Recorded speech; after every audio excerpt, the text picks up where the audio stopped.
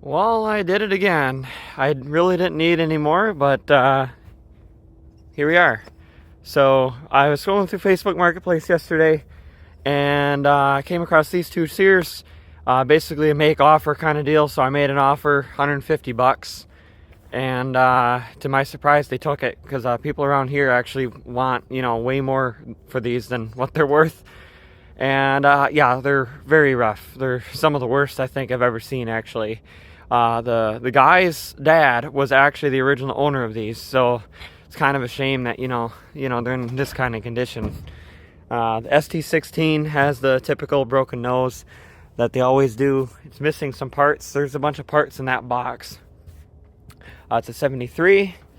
Steering is a little tight, but it does want to steer. Transmission does shift, so I guess that's good. Has a Gannon earth excavator. I had to pay extra $100 to get this, which is very worth it. I've been wanting one of these for a long time, and I finally have one. So that's going to get put straight to work, like literally later today, actually. There's some wire.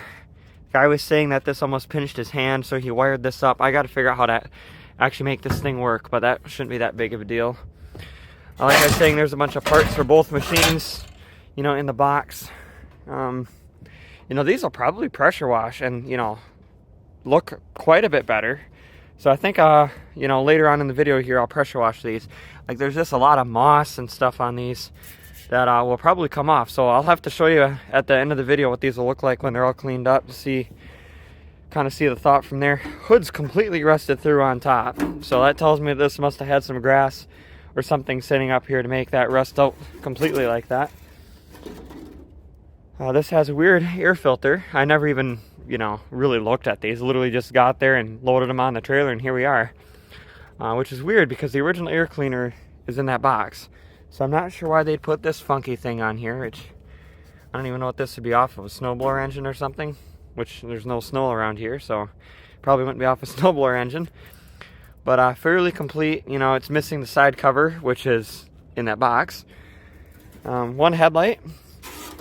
Steering does, well, it turns. Steering wheel turns, which a common thing on these when they sit forever outside is the steering shaft will actually seize up and you never can get them unstuck. So that turning means I can actually save this one. Transmission must shift, so that's good. So they're not completely rusted solid. This has some kind of attachment on the back, and if anybody watching this recognizes this, let me know down in the comments, because I don't know if it's for like that rear litter whisk thing that runs off the back to pick up grass clippings, if that's what it's for. But it has like these brackets that come off like this. I haven't seen one before, so I don't really know. ST16 has the mule drive on it, which I have a million of them, it seems like. But yeah, that's pretty much it on these two. So what I'm going to go ahead and do now is I'm going to get these unloaded, and then I'm going to get these pressure washed, see if I can get these cleaned up, and I'll come back and give you another update and show you how they look. Alright, so after pressure washing them, I let them dry a little bit before showing you them again. They did, clean up pretty good. Unfortunately, this one was repainted, which makes it look worse than it really is.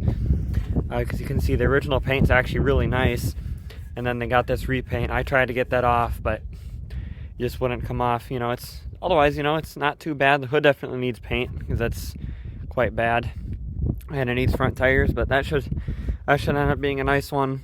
This custom 10XL, this is a 71, and it's in pretty rough shape. The hood is completely shot. But I think the fenders will clean up once I get some steel wool and start scrubbing them. I think a lot of this smaller, patina will kind of come off, but this will still be here no matter what. I don't think that's going to come back. But I got to get a scraper and scrape off some of that filth up there because I don't think it's ever been cleaned before, so it's just layered up thick. Probably end up repainting the grill if I don't end up just restoring the whole tractor. But yeah, there you go. These are the two more added to the collection, and you'll definitely be seeing more of these.